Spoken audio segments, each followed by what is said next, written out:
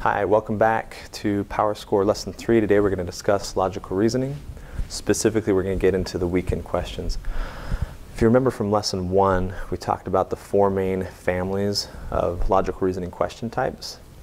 Weekend questions were within the third family.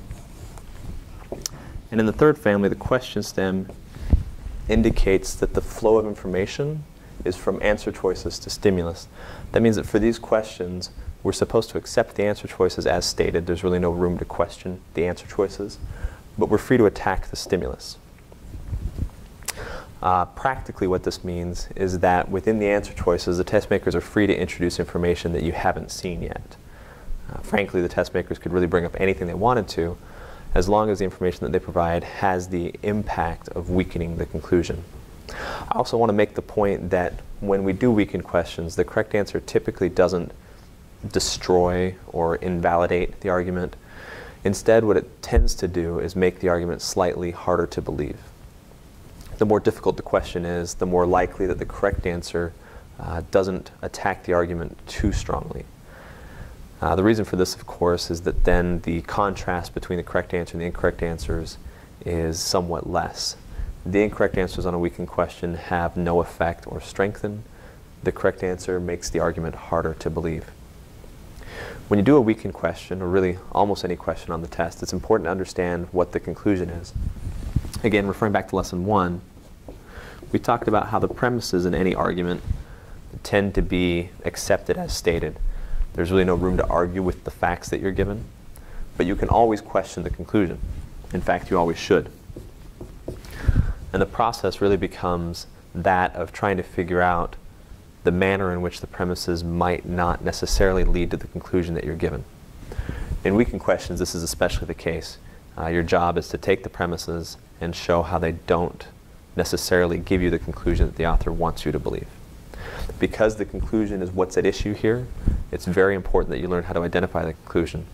Remember that conclusions are statements for which the author has provided support within the argument. You're not expected to accept conclusions as is, and the author tries to say, this is why I believe my point. Premises, on the other hand, are just stated as is. The author doesn't give any justification for the premise and expects that you'll believe them because they're true. For now, and for probably the next couple of weeks in this course, I would suggest that every time you encounter a conclusion, you mark it in some way. Star the conclusion, bracket it, underline it, do something that draws your attention to it. For today, this is especially important because all of the weekend questions depend on understanding the conclusion well. At this point, I want to get into the actual lesson itself, so go ahead and open up your books to Lesson 3, and we'll start going through that together. Thanks. Okay, so if you look at the first couple of pages of Lesson 3, you'll see that most of the information we've already covered together. We've talked about how the arguments contain conclusions. The stimulus contains an argument with a conclusion. How it's important that you focus on the conclusion in order to actually weaken the argument. How the information within the stimulus is suspect. You're free to challenge it. Also, one point that I didn't make previously is about prephrasing. Most of us have been arguing most of our lives. It's not that hard to look at someone's argument and find a weakness, find something wrong with it. These questions often yield strong prephrases, and those can be very useful in distinguishing the correct answer from the incorrect answers in this question type. And then the last point, of course, is that new information is allowed. The answer choices can really address anything they want as long as that information allows you to help make a belief in the argument more suspect, make it harder or less plausible for someone to accept the argument. Okay. So some of the most common ways that stimuli appear on weekend arguments is an incomplete argument, an improper comparison, or an overly qualified conclusion. And really all of these argument types are simply common ways for the authors to make the arguments susceptible to attack. They intentionally introduce weaknesses into the argument so that you have something to go after. This is why reading carefully is so important. If you read too fast and aren't paying enough attention, you might miss whatever it is that the test makers included for you to attack. Your book also talks about several different kinds of incorrect answer choices, that is, answers that fail to weaken. And there are lots of different ways for an answer to fail to weaken. I won't spend a lot of time on this because I want you to focus more on understanding how the correct answer works and not necessarily put all of your energy into distinguishing incorrect answers from each other. I did want to point out that some incorrect answers are simply irrelevant, while others actually strengthen the argument. And it's good practice when you're looking at weakened questions to go back through your losers and actually try to figure out which ones had an effect on the argument, which ones were strengthened losers versus which ones were weakened losers. If you can identify a strengthened loser, then the exact same stimulus could have been used as a strengthened question, and you're practicing two different types of questions at once if you can leverage those answer choices to help you anticipate other question stems for similar arguments. Okay, with that, I think we're now at the point where you'll see 10 weakened questions to practice. And as before, I'd like you to save these questions for in-class time. We'll do these in small groups and individual practice. So go ahead and skip questions 1 through 10 here in the weakened section and turn to the portion that discusses causality in weakened questions. We'll go ahead and pick up from there. Okay, as you've probably discovered by now, I misspoke. There are only 8 practice questions in the weakened section. Hope that didn't cause any of you too much pain and anguish trying to work it out. That's my mistake. We're now going to discuss causality, cause and effect reasoning with respect to weakening. Cause and effect reasoning on the LSAT is kind of unusual in that the test makers deliberately hyperbolize. They deliberately make cause and effect reasoning more exaggerated and more extreme on the test than it is in real life. For example, the author who purports a cause for any effect, any occurrence, has to believe that there's a one-to-one relationship between that cause and effect. That means when the cause occurs, the effect always follows. When the effect is present, the cause preceded it. There are no other potential causes for that same effect. That means they can't be reversed. It can't be effect before the cause. And it means that there are no alternate causal explanations which the author is willing to consider. The reason these causal arguments are so extreme is so that there's a possibility for you as a test taker to actually weaken or strengthen these arguments. If the arguments were more flexible or better considered, that's a lot harder to attack them. It's much easier to attack a rigid, inflexible argument. So the test makers deliberately make cause and effect reasoning here very rigid. If you look at the example causal argument you're given, last week Apple announced a quarterly deficit. The stock market dropped 10 points. Therefore, Apple's announcement caused the stock market to drop 10 points. Cause and effect are pretty easy to identify there. Cause always precedes effect. The cause, of course, is Apple's announcement of a deficit. The effect is a 10-point drop in the stock market.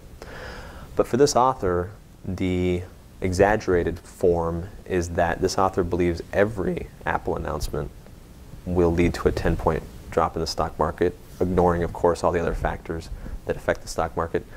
Even more strangely, the author believes that every 10-point drop in the stock market came from Apple's announcement of a quarterly deficit. Because the author's position is so extreme, there are a number of different plausible ways to attack it. Your book lists 5. I'm going to focus on the first 4 primarily. The first one that's listed is to describe an alternate cause. So let's write the cause we're given as cause sub 1 effect.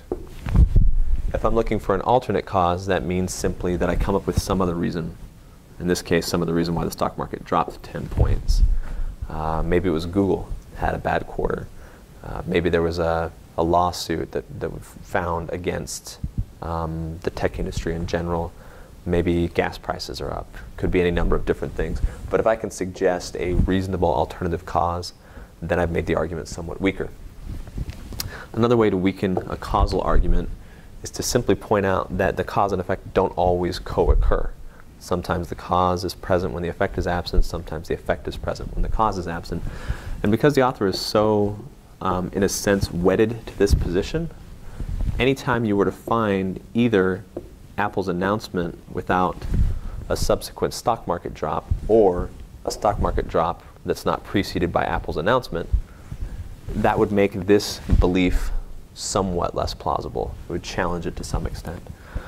The final common approach is to say that for this particular relationship, it wasn't actually Apple's announcement that caused the stock market drop. Instead, it was the stock market drop that caused Apple's announcement.